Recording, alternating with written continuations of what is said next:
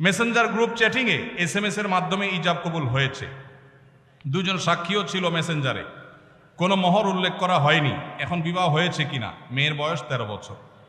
আজকাল আমাদের অনেক যুবকরা আল্লাহর শরীয়তের সাথে তামাশা করে। তামাশা, এগুলো আল্লাহর শরীয়তের সাথে কি তামাশা? দিন কোনো ফাইজলামির নাম না ভাইরা আমার, সিরিয়াস ইস্যু। অনেকে আল্লাহকে সাক্ষী রেখে বিয়ে করে। এটা হলো অতি ভালো সাজা। অতি ভালো সাজা তো চোরের আলামত।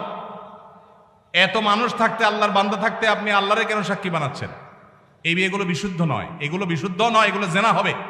বিবাহের জন্য দুজন সাক্ষীর উপস্থিতি, ইজাব কবুল থাকতে হবে। এই মেয়ে, বাচ্চা মেয়ে, তার বাবা কোথায়, মা কোথায়, অভিভাবক কোথায়, কোথাকার মেয়ে, জেনা করতে গিয়ে অনেক যুবককে শয়তান নেক্সুরতে ধোকা দেয়। তারা মনে করে আমরা হালাল করছি, অথচ তারা জেনায় লিপ্ত আছে।